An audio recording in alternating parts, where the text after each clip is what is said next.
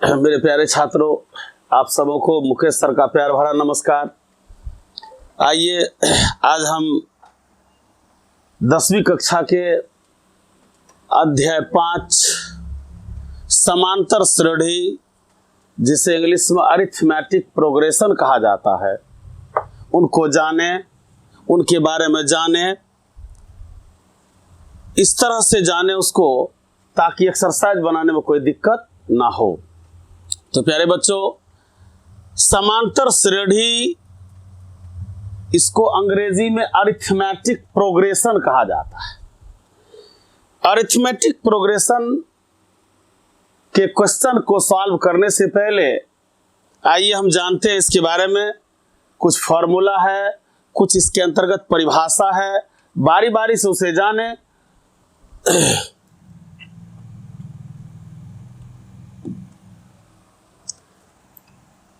सबसे पहले जानना है टर्म क्या होता है।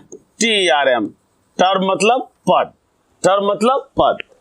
लिखा गया है किसी अनुक्रम के सदस्य उसका पद कहलाता है। किसी अनुक्रम के सदस्य उसका पद कहलाता है।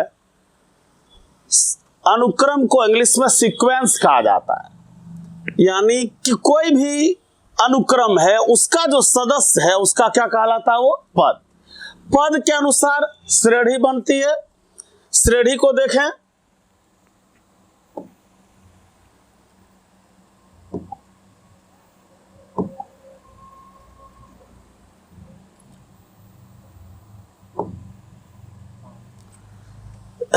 ध्यान से समझेंगे। समांतर श्रेणी वैसे पदों के समूह को कहा जाता है जिसमें हमेशा किसी भी अगले पद और उसके पूर्व पद का अंतर हमेशा एक जैसा हो, तो ऐसे श्रेणी को समांतर श्रेणी कहा जाता है। हमेशा अंतर एक जैसा हो, किसी भी अगले में से पिछले पद को घटाने से हमेशा अंतर एक जैसा आए, तो उस अंतर को सार्वंतर कहते हैं, जिसे इंग्लिश में कॉमन डिफरेंस कहा जाता है। और सिंबल होता CD, जबकि सूचित किया जाता किससे? D से। जैसे एग्जांपल लें, 2, 4, 6, 8, 10, 10। अब हम देखें इसमें कोई भी अगला पद, जैसे हम एक अगला पद लिया 8। अब 8 जब लिए तो जस्ट पीछे क्या है? 6। तो 8 में से 6 घटाएंगे, डिफरेंस क्या होगा? 2। फिर 6 में से 4 घटाएंगे, क्या होगा? 2। फिर 4 में से 2 घटाएंगे, क्या होगा? 2। पहला में से कुछ घटाने की जरूरत नहीं है। किसी भी सूची का अगला पद और उसके जस्ट पद के अंतर हमेशा समान हो तो उसे सार्वंतर कहते हैं, और ऐसे सूची को AP में कहा जाता है, जैसा कि हमने एग्जांपल दिया। तो इस सूची में हमेशा कॉमन डिफरेंस क्या आया? 2। कॉमन डिफरेंस क्या आया? 2। इसका मतलब ये जो सूची दी गई है ये किस में होगी? AP में होगी। AP में कैसे होगी? तो अभी हमने बताया कॉमन डिफरेंस। क्या बताया? कॉमन डिफरेंस, इसको कहते हैं सार्वंतर, जबकि सूचित किया जाता स्मॉल d से। किससे? स्मॉल d से। हम एक दूसरा एग्जांपल लें, 3, 5, 7, 9, 11, 10। अब इसमें देखें कोई भी अगला पद, जैसे कि अगला पद लिया हम 11। अब 11 में से 9 घटाया, क्या आया? 2। फिर 9 में से 7 घटाया, क्या आया? 2। 7 में से 5 घटाया, क्या आया? 2। यानी इसका भी कॉमन डिफरेंस क्या आ रहा है? 2 आ रहा है। इसका मतलब ये जो सूची दी गई है प्यारे बच्चों, कौन चीज में होगी? AP में होगी। अब हम आपको ले चलते हैं इसके बाद टाइप्स ऑफ अरिथमेटिक प्रोग्रेशन, यानी समांतर श्रेणी के प्रकार। समांतर श्रेणी के प्रकार। समांतर श्रेणी 2 प्रकार का होता है। एक होता है परिमित AP, दूसरा होता है अपरिमित AP। परिमित AP जिसे हम इंग्लिश में फिनाइट AP कहेंगे। परिमित एपी और दूसरा होता है अपरिमित एपी। तो ध्यान से देखना है इसको।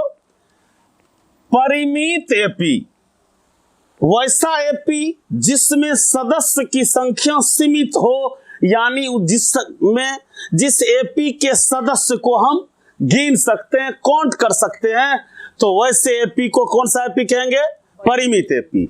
यानी वैसा एपी जिसमें सदस्य की संख्या निश्चित हो, यानी काउंट कर सकते हैं, 2 है, 4 है, 10 है, 12 है, 20 है, तो ऐसे सूची को परिमित एपी में कहा जाता है। परिमित एपी जिसे इंग्लिश में फिनाइट एपी कहा जाता है। जैसे उदाहरण देखिए, जैसे हमने लिखा 1, 5, 9, 13, 17, 21 फुल स्टॉप।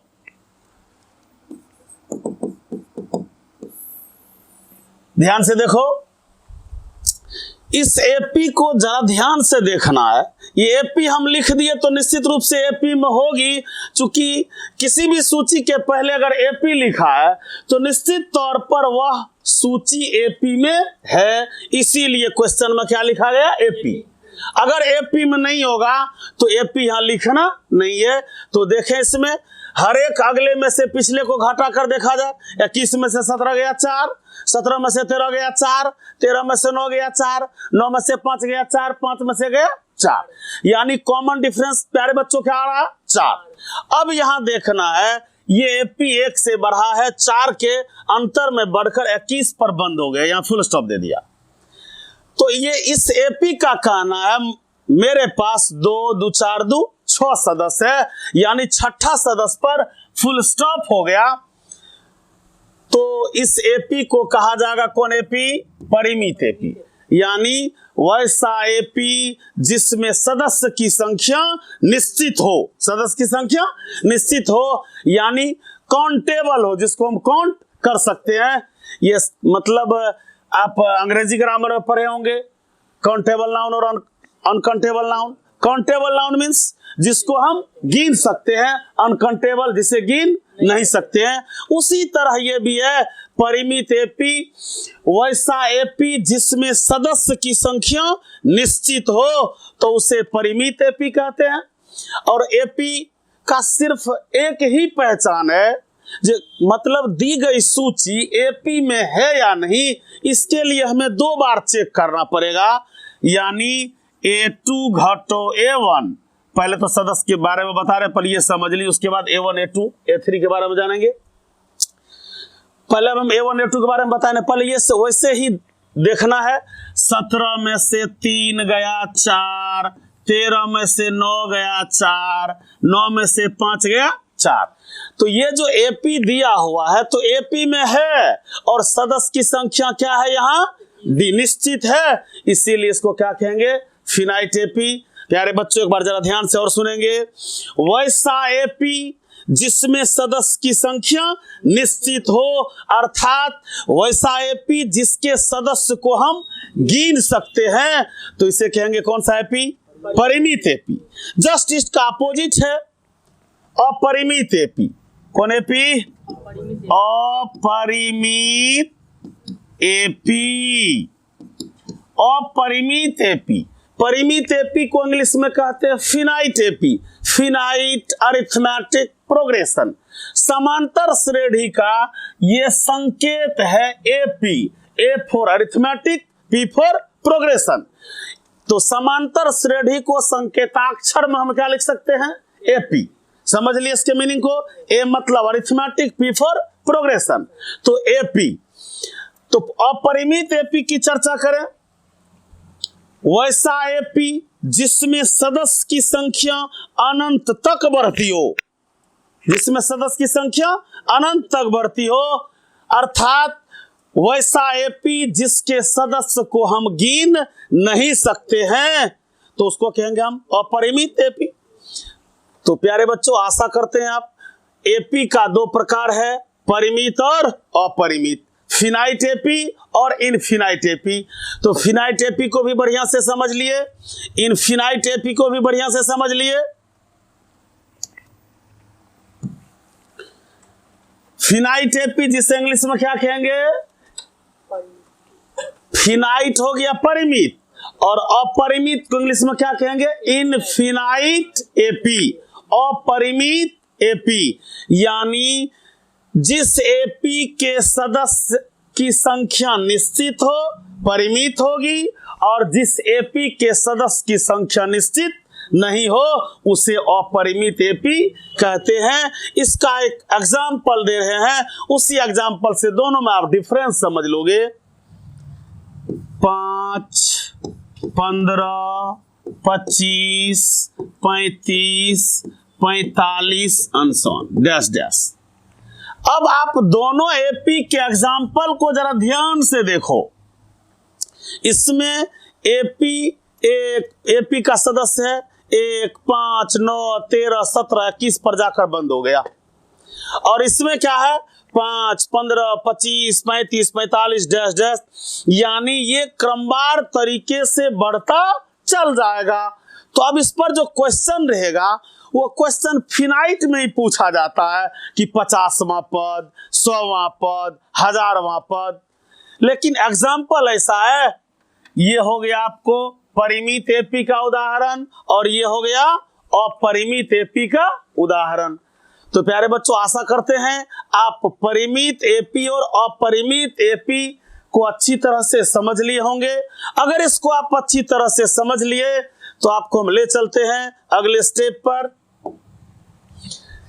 अरिथमेटिक प्रोग्रेशन को बनाने के लिए मात्र 2.5 फॉर्मूला, मात्र 2.5 फॉर्मूला कहने का मतलब, एक फॉर्मूला 5.2 में लगेगा और दूसरा फॉर्मूला 5.3 में लगेगा, जबकि 5.1 में फॉर्मूला की आवश्यकता नहीं है।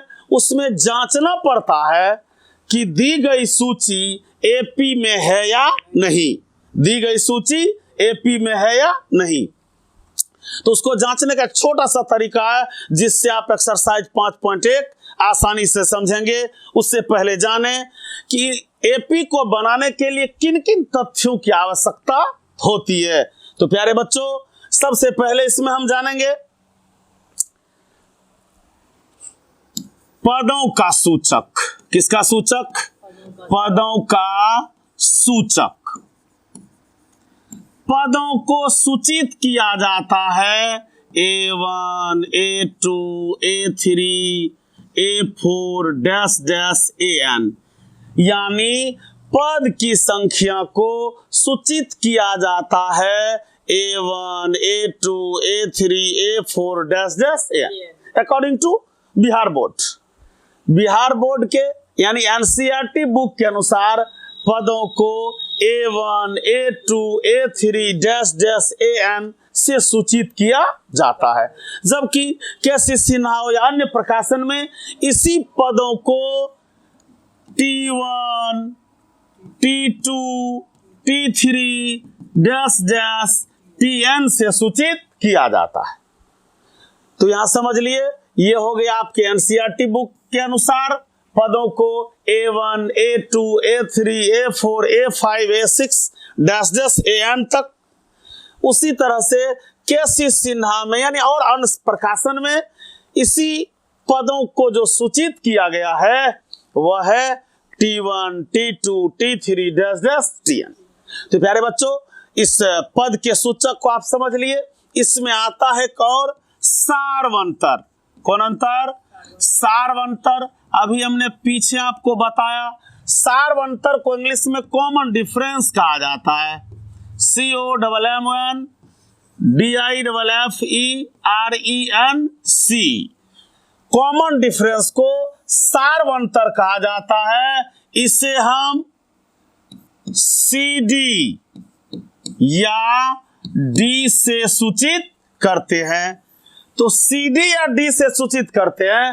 तो हम जब इसको बनाते हैं, आप जब बनाओगे ना तो CD लिखने की आवश्यकता नहीं है, सिर्फ आप स्मॉल d देंगे, वही कॉमन डिफरेंस का सिंबल होगा। किसका? सार्वंतर का D होता है। अब चलें पदों की संख्या। किसकी संख्या? पदों की संख्या, यानी एपी में कितना पद है उस पद की संख्या को n से सूचित किया जाता है। कौन सा n होगा? Small n। स्मॉल n पदों की संख्या को स्मॉल n से सूचित किया जाता है। तो आपको हो गया पद का सूचक, सार्वंतर का सूचक, पदों की संख्या का सूचक। एक लास्ट है, लास्ट नहीं, एक और है अंतिम पद। कौन सा पद? अंतिम पद। अंतिम पद, अंतिम पद को l या an से सूचित किया जाता है।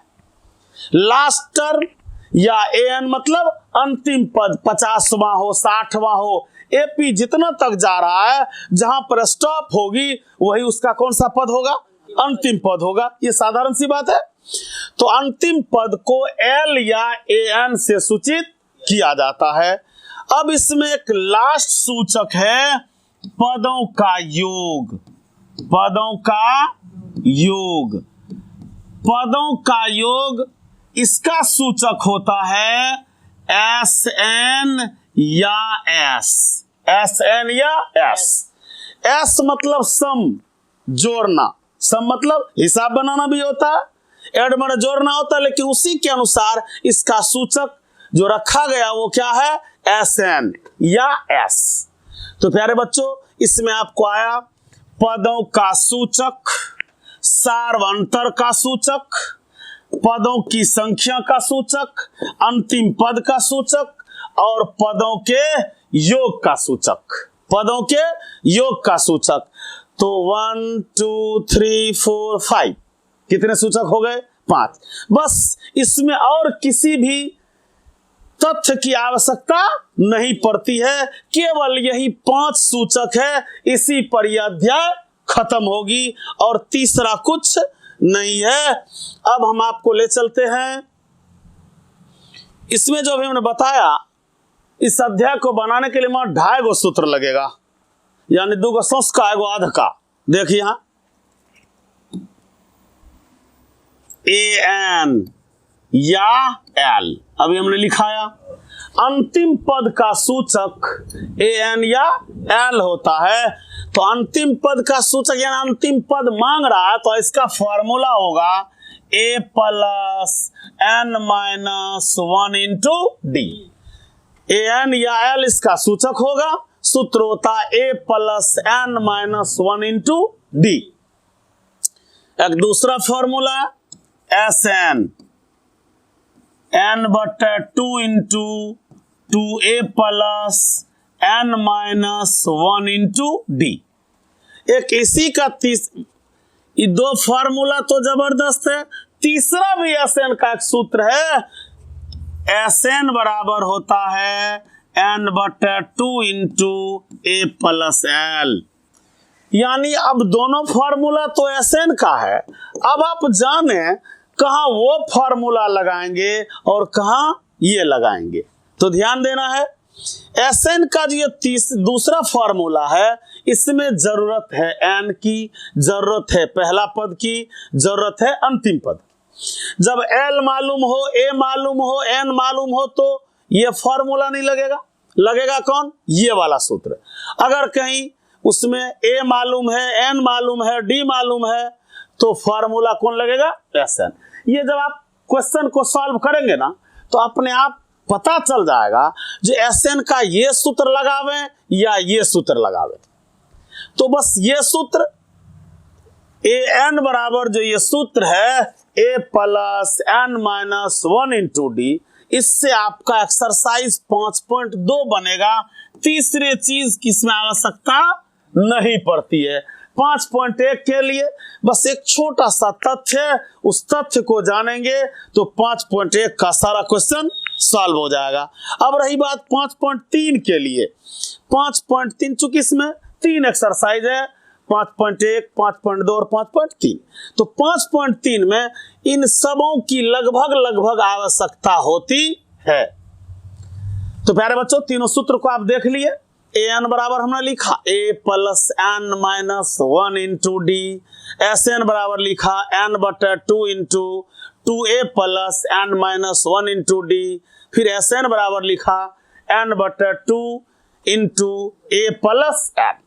तो सबका सूचक हम पीछे लिखा है, उसी सूचक को यहां पुट किया, ये फॉर्मूला तैयार हुआ। अब हम आपको कुछ इसका एग्जाम्पल दे रहे हैं। जो दी गई सूची एपी में है या नहीं, ये जांचना है। तो ध्यान से देखेंगे, एक दो एग्जाम्पल दे रहे हैं, हम आशा करते हैं निश्चित रूप से आप समझेंगे। और 5.1 जो एक्सरसाइज है, इसको हद से ज्यादा तक आप सॉल्व कर लेंगे। तो ध्यान देना है। जैसे एक सूची हम साधारण सा लिख रहे हैं, 2, 6, 10, 14, 18 डैश डैश। मतलब ये जो सूची हमने लिखा, ये एपी में है या नहीं।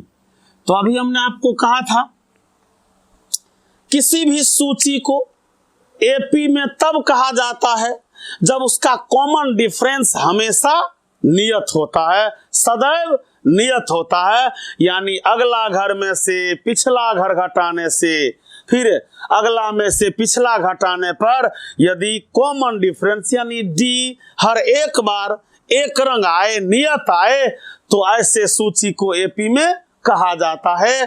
तो ध्यान से देखेंगे, जरा चेक करेंगे। अभी हमने सूचक में लिखा था कि पहला पद को सिंपली अगर सिर्फ एक पद लिखना है ना, तो A1 लिखने की आवश्यकता नहीं है, सिर्फ ए देंगे। अगर पद कुछ ज्यादा है तो पहला पद को A1 लेंगे, दूसरा पद को A2 लेंगे। लेकिन जब कहीं सिंगल पद का यूज करना है पहला पद में, तो सिर्फ क्या लिखना है, ए, स्मॉल ए। तो इसमें आप देखें पीछे भी जितना भी सूचक हमने लिखाया, लगभग सब सूचक स्मॉल लेटर में लिखा हुआ था, अंग्रेजी के छोटे अक्षर में। तो यहाँ जांच करना है। तो प्यारे बच्चों बताइए, इसमें तो पद ज्यादा है, तो इसको कौन सा चीज कहेंगे हम, A1। इसको क्या कहेंगे, A2। इसको क्या कहेंगे, A3। इसको क्या कहेंगे, A4 डैश डैश। अब करना क्या है, हमने बताया किसी अगले में से जस्ट पिछला। अब हमको जांचना है कि ये सूची एपी में है या नहीं।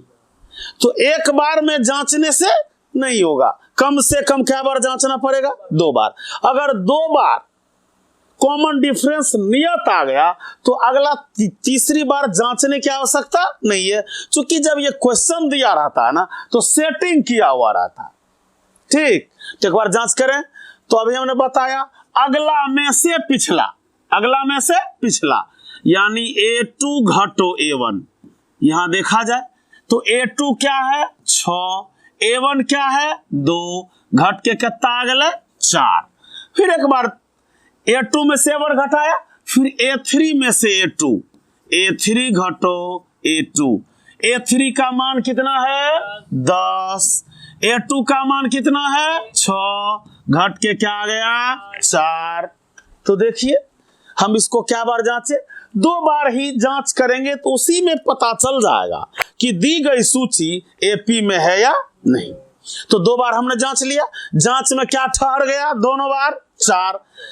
तो हमने परिभाषा कॉमन डिफरेंस का दिया था कि किसी सूची को एपी में तब कहा जाता है, क्यों सोता है, किसी सूची को एपी में तब कहा जाता है जब उसके अगले पद में से उसके पूर्व पद को घटाने से अगर डी इक्वल आ जाए, नियत आ जाए, तो उसको एपी में कहेंगे। और घट के जो मान आता है ना, नियत मान, उसको क्या कहते हैं, सार्व अंतर। तो यहां देखिए 2 बार जांच किया, दोनों बार जांच में ठहर गया सदैव नियत मान, यानी 4 यहां भी, 4 यहां भी। तो इसका जो हम निष्कर्ष लिखेंगे ना, वो लिखने के लिए सीखिए। यहां लिखना है चूंकि A2 घटो A1 बराबर A3 घटो A2 बराबर क्या आ गया, 4। इसीलिए दत्त सूची एपी में है। जब चेक कर लेंगे ना, तो नीचे में निष्कर्ष जरूर लिखना है, क्योंकि हिसाब को भी सुंदरता चाहिए, ये भी लिखने का एक स्टाइल होना चाहिए। अब गणित है, वैसे हिंदी की तरह ना लिख देंगे, पूरा पेज नहीं भर देंगे, उसको सिस्टम में लिखना है ताकि देखने में भी अच्छा लगे, अक्षर पर भी ध्यान देना है। तो जब जांच हो जाता है ना तो एक स्टेप ये लिखेंगे, कौन चिन्ह देकर, चूकी वाला चीज। चूंकि A2 घटो A1 बराबर A3 घटो A2 बराबर 4, इसीलिए दत्त सूची AP में है। अगर जांचने पर सारवंतर एक जैसा नहीं आता तो क्या लिखते, सोचो जरा इसको।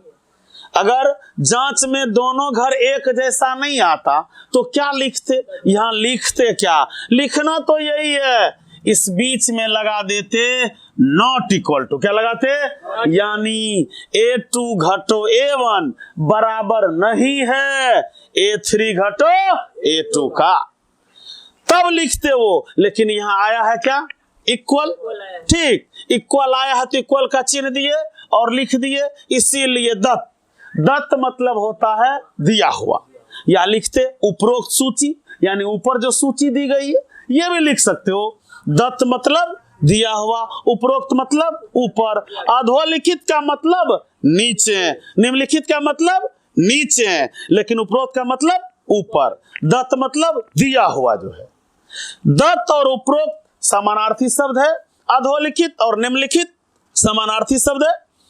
तो यहां तो लिख देते तब दत्त सूची एपी में है, अगर बराबर नहीं होता तो यहां लिखते नॉट इक्वल टू, यहां कुछ नहीं देते और यहां लिखते इसीलिए दत्त सूची एपी में नहीं है, तब लिखते ये, ठीक। एक एग्जांपल और दे रहे हैं,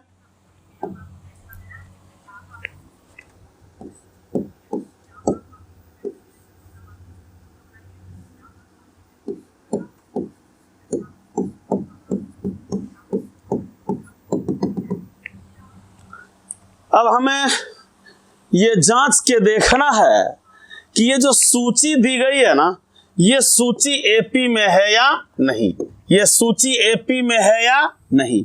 तो प्यारे बच्चों, आप जरा हमें बताओगे इसमें अभी कितना पद दिख रहा है, 4 पद दिख रहा, कितना दिख रहा है, और आगे क्या कर दिया हम, डैश डैश, यानी आप बताओ अगर ये एपी में है, मान लिया जाए एपी में है या नहीं है, नहीं है तो कोई बात नहीं, लेकिन हम कह रहे हैं ये एपी में है, तो आप जरा बताना, पीछे हमने बताया आपको फिनाइट एपी और इनफिनाइट एपी के बारे में।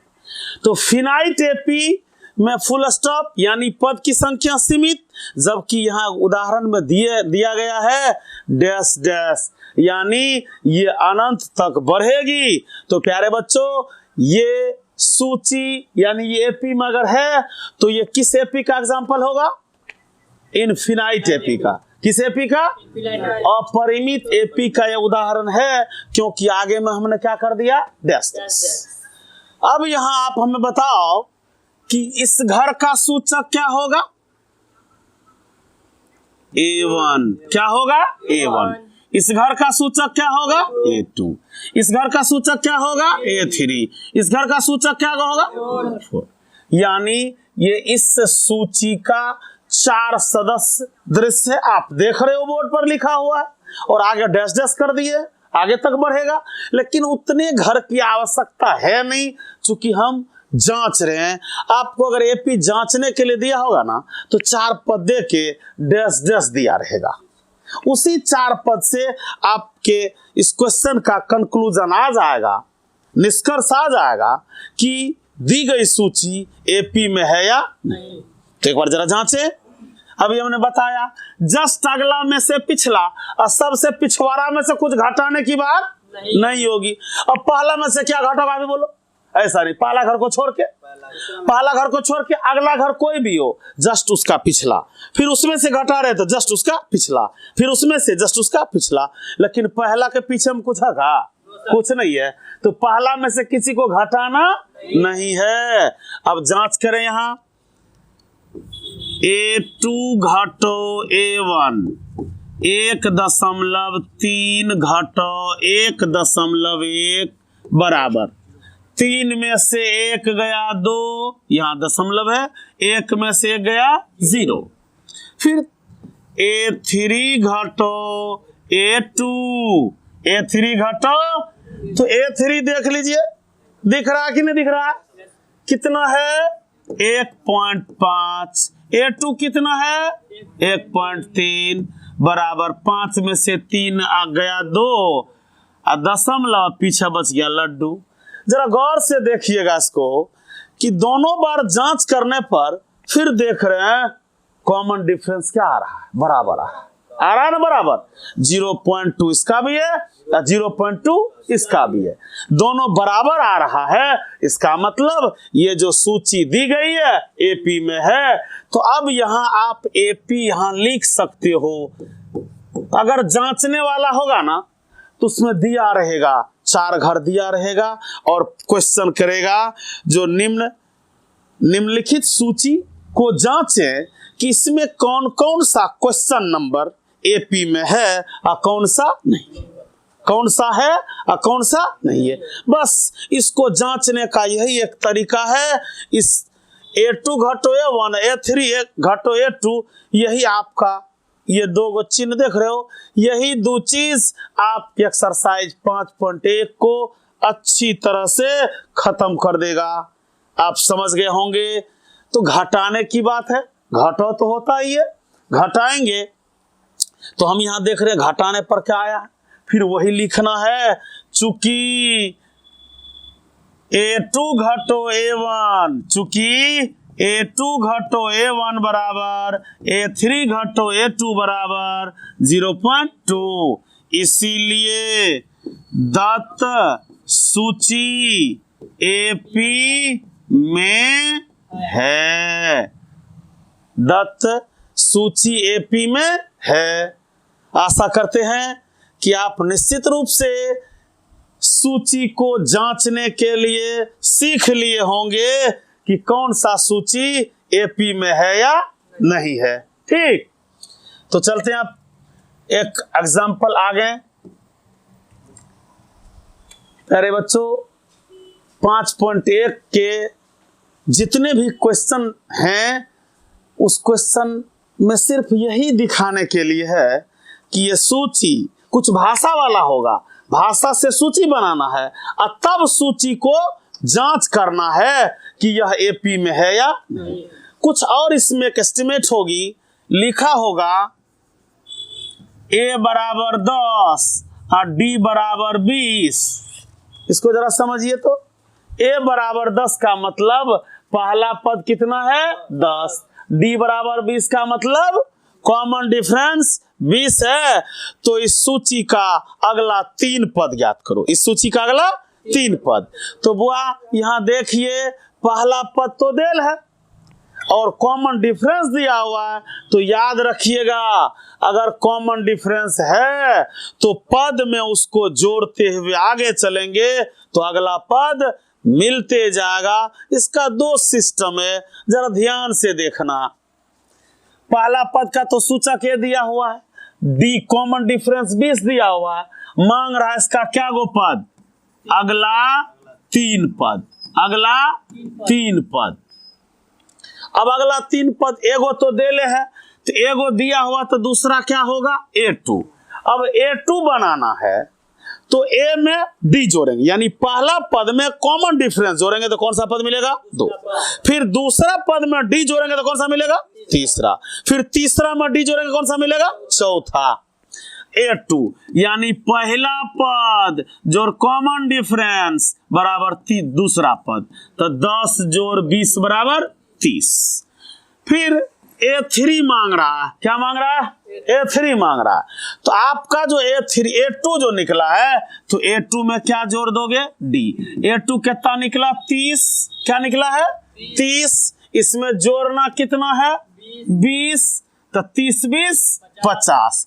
फिर मांग रहा है, यानी इसमें क्वेश्चन कर रहा है जो अगला 3 यानी एक जो दिया हुआ है उसको छोड़ के 3 और आगे तो A4 तक जाएगा। चूंकि एगो देले है तो 3 और तो 4 नंबर तक जाएगा ये, तो A4 यानी A3 में क्या जोड़ दिया D। तो प्यारे बच्चों A3 क्या आया है 50, D क्या है 20, 50 20 70। यहां से देखिएगा जरा, पहला 30 है, पहला 10 है, दूसरा 30 है, तीसरा 50 है, चौथा 70 है। इधर से घटाते चलिए, 70 में से 50 गया 20, 50 में से 30 गया 20, 30 में से 10 गया 20। कॉमन डिफरेंस क्या 20 दिया हुआ है और आपको प्रूफ करके हम दिखा दिए जो कॉमन डिफरेंस क्या आ रहा है 20। इस तरह का क्वेश्चन होगा 5.1 के लिए हम तैयार करवा रहे हैं। इसके बाद एक बात और दी होगी, अलग अलग क्वेश्चन अलग अलग दिया हुआ है। अब यहां दिया होगा 11, 13, 15, 17 डैश डैश। अब इसका मांग देगा आपको पहला पद और सार्वंतर ज्ञात करें। यानी इस क्वेश्चन में कह देगा ए क्या होगा और डी क्या होगा। क्या कहेगा, मतलब ये एपी में है, यहां क्या लिखना है एपी। एपी तो पहचानने के लिए बता दिए। अब एपी दिया गया है और मांग रहा है पहला पद क्या होगा, तीसरा पद सॉरी पहला पद क्या होगा और डी क्या होगा, यानी सार्वंतर क्या होगा। तो अभी हमने बताया पहला पद तो सबको पता है, किसी एपी का जो पहला घर है वही पहला पद होगी। तो प्यारे बच्चों ए बराबर क्या हो गया 11। अब हमको डी निकालना, यहां स्पष्ट लिखा हुआ है ये सूची किसमें है एपी में। तो घबराने की जरूरत, एपी अगर लिखा हुआ तो एपी में होना ही पड़ेगा।